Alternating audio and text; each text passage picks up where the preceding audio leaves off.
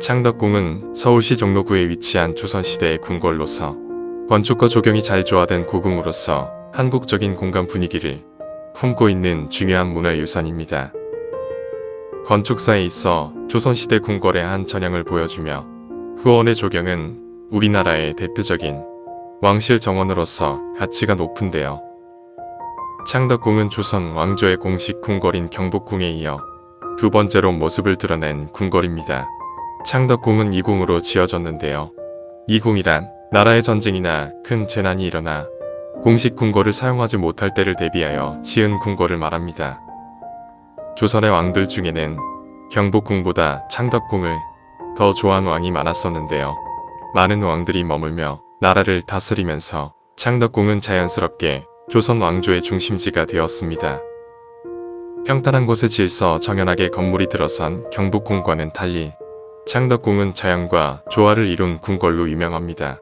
다른 궁궐들이 왕의 권위를 상징하기 위해 인위적으로 지어졌다면 창덕궁은 자연 지형에 맞게 배치되어 자연스럽고 아름다운 모습을 자랑하고 있지요. 창덕궁은 조선 왕조의 독특한 궁궐 건축과 정원 문화를 대표하는 궁궐인데요. 처음 지어진 건축물들은 전쟁과 화재로 사라졌지만 이후 세워진 건축물들은 조선시대 궁궐 건축의 변천사를 잘 보여주고 있습니다. 숲과 나무, 연못, 정자, 화단 등이 환상적인 조화를 이루고 있는 후원은 창덕궁의 진정한 아름다움을 느낄 수 있는 곳입니다. 창덕궁은 외전과 내전으로 구성되어 있는데요. 궁궐에서 왕과 신하들이 공식적인 업무를 처리하던 곳을 외전, 왕과 왕족들이 살았던 개인적인 공간을 내전이라고 하는데 외전은 도남문에서 시작됩니다. 도남문은 지금 남아있는 궁궐 출입문 가운데 가장 크고 오래된 문인데요. 도남문을 지나 금천교라는 돌다리를 건너면 진선문이 나오는데 진선문을 통과하면 인정전의 정문인 인정문이 보입니다. 인정문에서는 특이하게도 왕의 즉위식이 열렸던 곳이라고 합니다.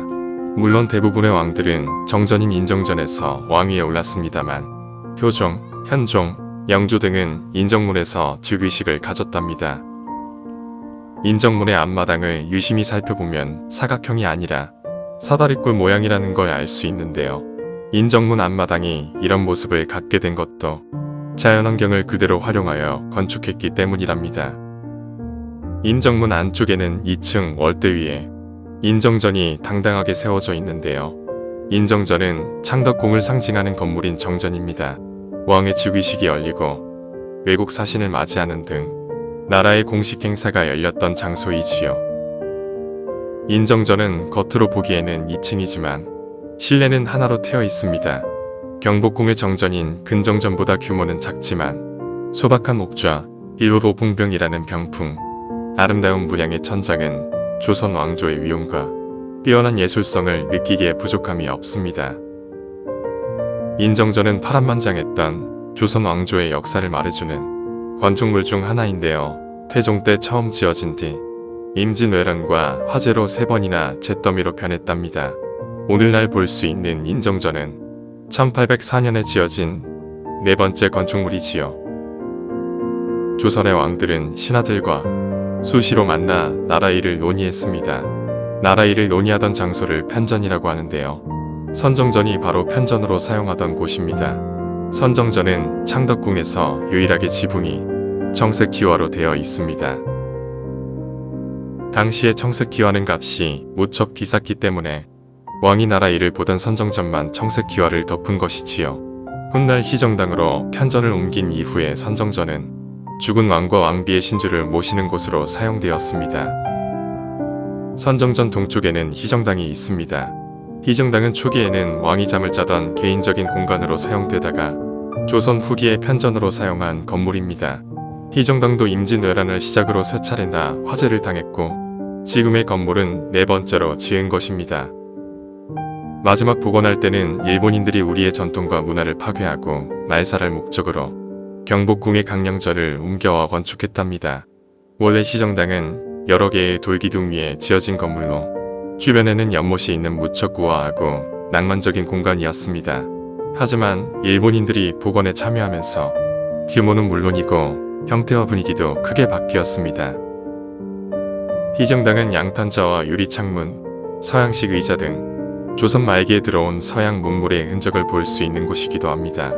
벽에는 해강 김규진이 1920년경에 그린 산수화 이점이 있다고 합니다. 희정당 뒤편에는 외부와 철저하게 단절되었던 공간인 대조전이 있습니다. 대조전은 왕과 왕비의 침실이자 왕자와 공주의 탄생지였고 어린 왕자와 공주를 교육시키던 곳으로 매우 중요한 장소였지요. 대조전은 창덕궁의 어떤 건물보다도 순환이 많았던 건물입니다. 수차례나 불이 나서 잿더미가 되었을 뿐만 아니라 1910년 마지막 어전회의가 열렸던 곳이기도 합니다.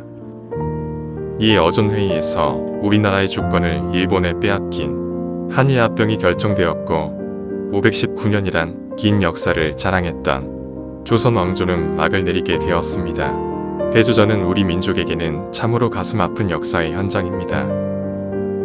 1392년 새로운 나라 조선을 세운 태조 이성계는 1394년 수도를 개경해서 한양으로 옮겼는데요. 그러면서 나라를 대표하는 궁궐로 경복궁을 지었지요. 태조가 경복궁에 머물며 나라 일을 돌보는 동안 후계자 정하는 일을 두고 왕자들과 신하들 사이에서는 권력 다툼이 벌어졌는데요. 태조가 막내인 방석에게 왕위를 물려줄 생각을 하자 이에 불만을 품은 다섯째 아들 방원은 사병을 이끌고 난을 일으켜 자신과 반대편에 선 형제인 방석과 방범, 조선을 세우는데 크게 공헌한 정도전 같은 신하들을 무참히 살해했습니다. 이 일이 바로 1398년에 일어난 제1차 왕자의 난입니다. 왕자의 난으로 권력을 잡은 방원은 형 방과를 2대 왕정종으로 임금 자리에 앉혔는데요. 왕위에 오른 정종은 그 다음 해의 수도를 옛 도려의 수도였던 교경으로 옮겼습니다. 형제들 사이에 벌어진 살인의 현장인 한양이 싫었기 때문이라고 합니다. 왕위에 욕심이 없었던 정종은 즉위한 지 2년 만에 동생 방원에게 왕위를 물려주었는데요. 이 방원은 3대 태종으로 왕위에 올랐습니다. 태종은 아버지가 수도로 삼았던 한양으로 돌아가고 싶어 했지요. 그러나 형제의 난이 일어났던 경복궁으로 돌아가는 게 두려웠던 태종은 경복궁 동쪽에 새로운 궁궐을 세우도록 했고 그렇게 지어진 궁궐이 바로 창덕궁입니다. 창덕궁은 왕위를 둘러싸고 왕자들 사이에서 벌어진 비극에서 탄생하게 되었다고 할 수 있습니다. 8.15 광복절을 맞아 치욕의 역사가 담긴 창경궁, 낙선제, 창덕궁을 둘러보았는데요. 두 번 다시 나라를 잃는 일은 없어야 하겠습니다. 깨어있는 민족이 나라를 잃지 않는다는 것을 우리 모두 절대 잊지 말았으면 좋겠습니다. 영상 실감하시고 다 보신 후 좋아요와 구독 잊지 마세요. 감사합니다.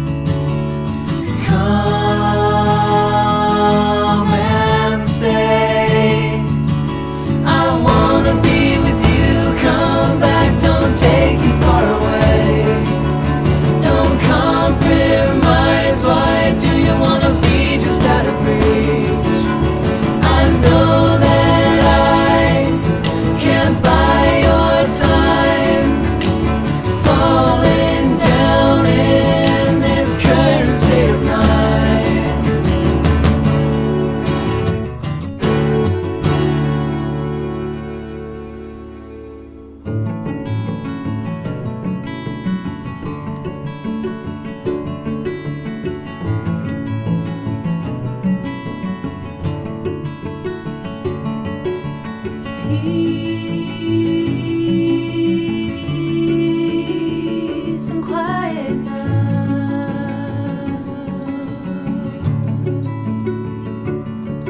I know it won't last very long and soothe your tired mind.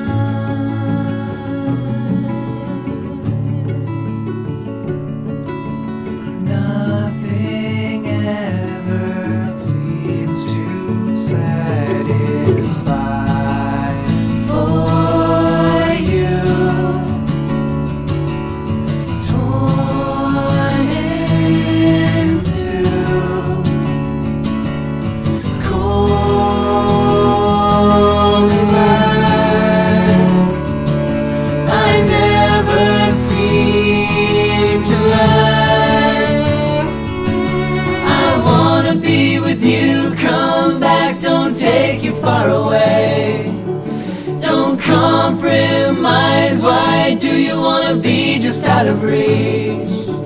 I know that I can't buy you time, falling down